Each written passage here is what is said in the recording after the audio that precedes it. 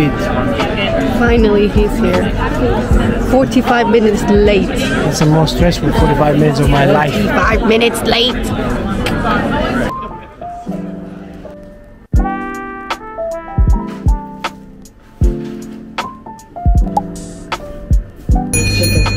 Sorry?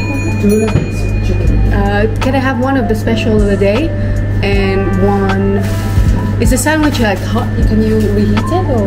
You got a facility to reheat. Okay.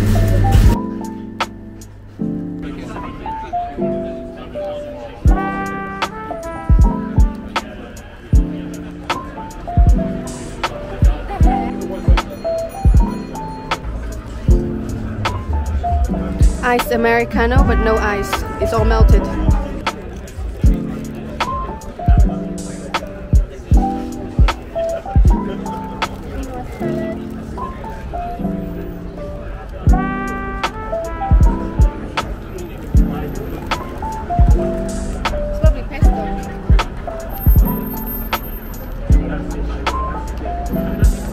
London price is outrageous.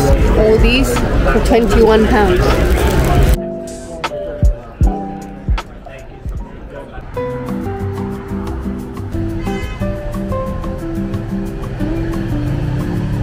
Tụi mình đang đi bộ từ, thực ra đây đang ngồi rồi, nhưng mà hiện giờ tụi mình đang trên đường đi bộ từ phía, nói lắm nhỉ.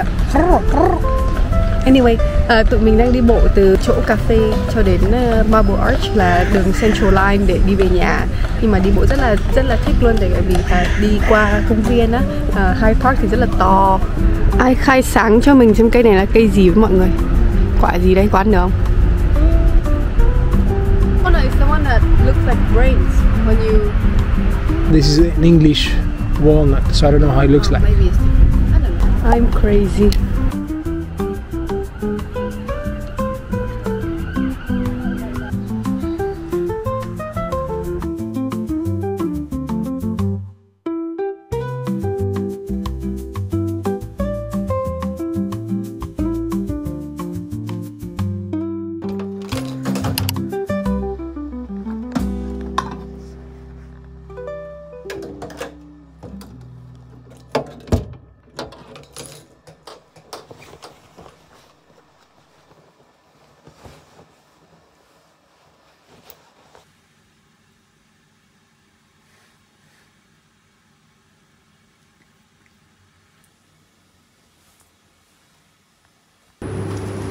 Giờ thứ 2 của ca đêm của mình. Hiện giờ thì mình đang đi quanh khắp khách sạn để kiểm tra xem mọi thứ nó có hoạt động và có những cửa thì phải cần khóa các kiểu, để kiểm tra mọi thứ nó đều ok và đều an toàn. Hour number 3 and 4.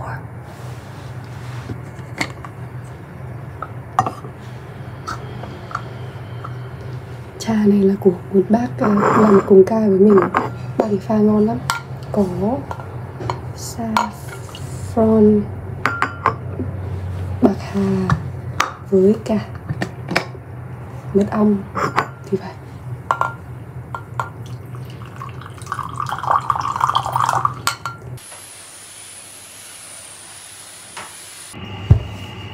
Giờ thứ 6 đã được một nửa chặng đường rồi.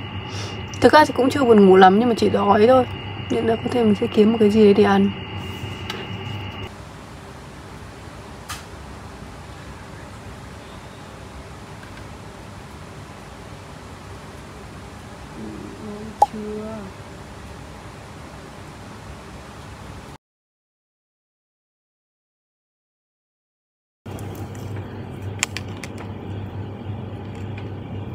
Giờ thứ không đếm được nữa.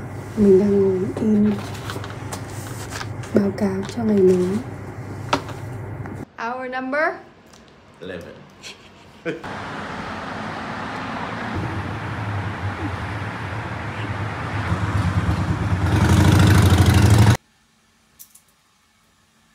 I finished 12 hours. Bây giờ là 8 giờ 30 sáng và mình đang đi bộ ra station để đi về nhà. Thực ra thì mình thấy mình stress về ca đêm, trước khi làm ca đêm rất là nhiều ấy. Kiểu hầu hết là Bởi vì trước hết là do là sinh nhật của Nghiêm mà mình không có ở cùng Nghiêm được. Với cái thứ hai nữa là stress về việc là có thể nó làm ảnh hưởng sức khỏe của mình và làm thay đổi cái giờ giấc ngủ của mình ấy. Thì đương nhiên điều đấy cũng có một chút, nhưng mà ý mình là khi mà mình thật sự làm cái ca đêm đầu tiên này thì mình cảm thấy nó cũng không tệ đến thế. Khoảng tầm giữa 4 giờ với cả 5 giờ sáng thì nó sẽ rất là buồn ngủ. 3 đến 5 giờ sáng rất là buồn ngủ, nhưng mà sau đấy khi mà vượt qua được rồi thì cũng ok. Đương nhiên là mình cũng muốn là không phải làm việc này quá nhiều hay là lâu dài, bởi vì nó chắc chắn sẽ ảnh hưởng đến giờ giấc của mình. Nhưng mà nó là một phần công việc thôi, thế nên là đấy là một phần cho sự phát triển của mình.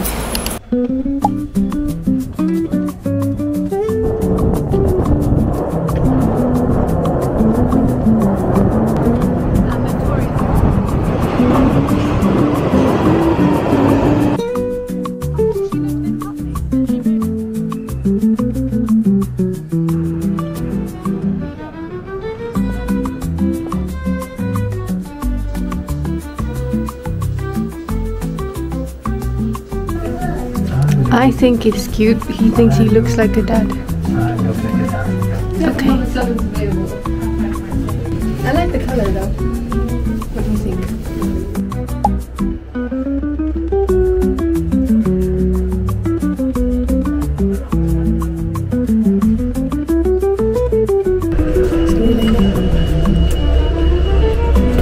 Stop! What? Is it? Ice cream. Open it. What are we doing? Man? We didn't even have time to pose. You didn't think of the pose.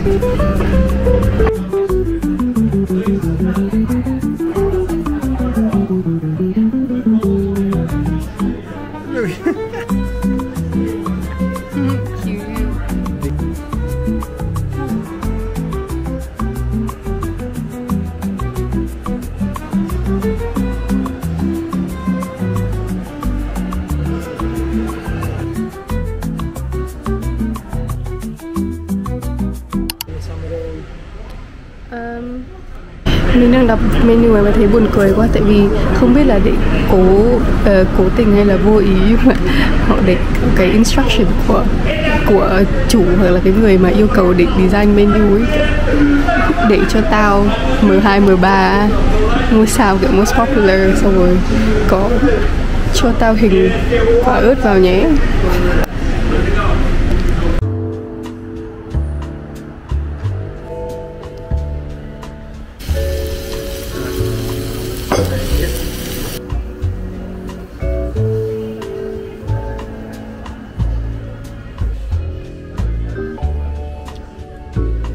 Sau khi ăn uống no nê thì chúng mình phải đi bộ để cho tiêu.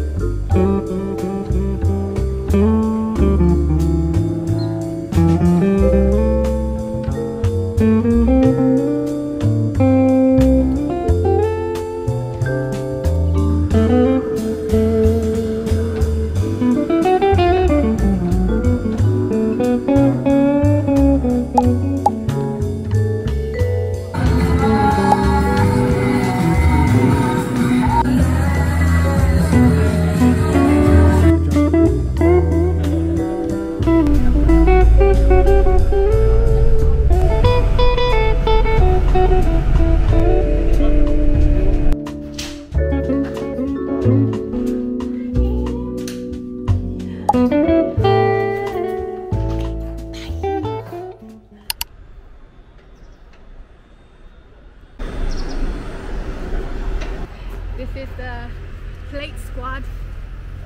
Jack, say hi. Bonjour. Oh my god, is that Instago?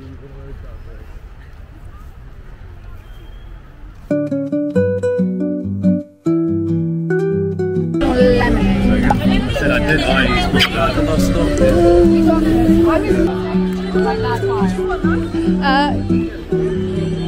Well, it's melting now. It's fine. I think it's very. It's giving cold. It's giving.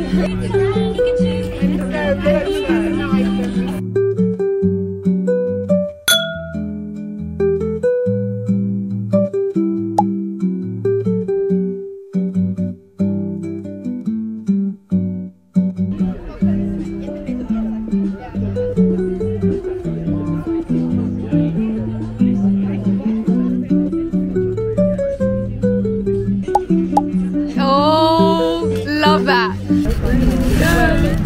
Thanks.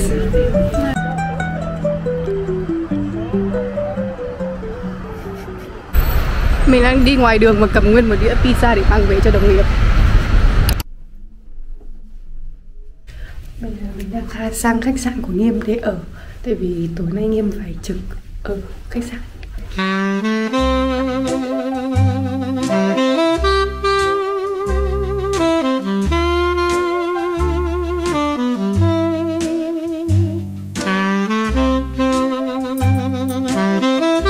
Good morning. Nghiêm đã đi làm rồi cho nên là chỉ còn mỗi mình ở lại trong phòng thôi. Còn nên là mình bây giờ sẽ ăn sáng. Sau khi ăn sáng thì nghỉ một lúc rồi sẽ check out và đi về thôi.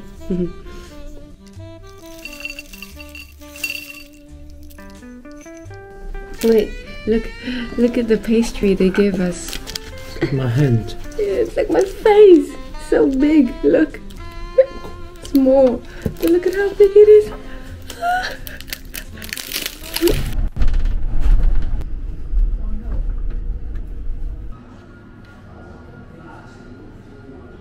Hi.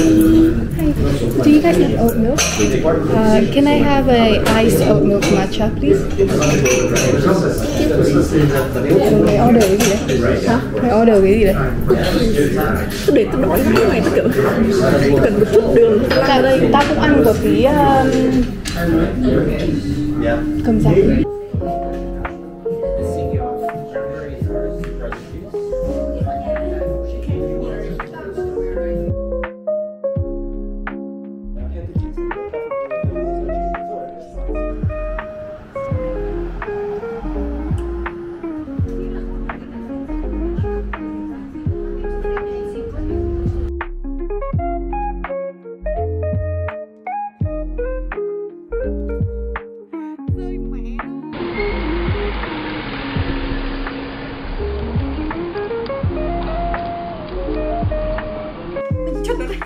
Ôi dồi, Muốn đi rồi. phải yêu, phải nhớ.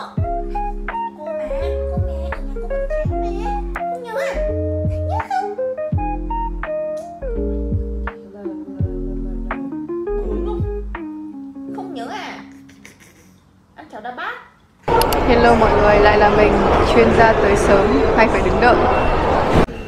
Mạng đầu tiên.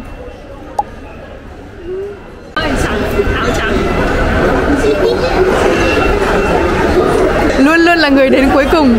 Xin chào.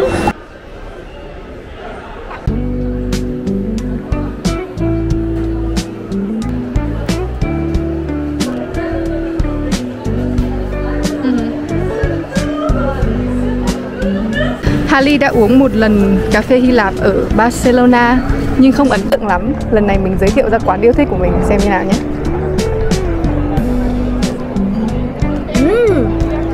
Chef Kiss. Ngon đấy. Không có chỗ nên là mình ngồi đây.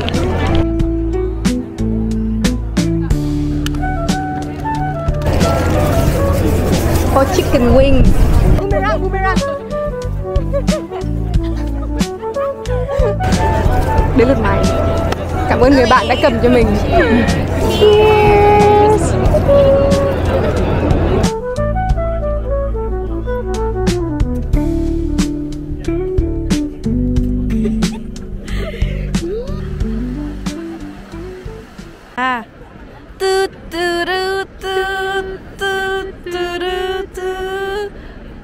Cái bài gì trong phim Queen of Tears nhỉ? Tao không nhớ đâu. Hát ấy. Phóng à. Nhưng mà có một chỉ tóc đỏ.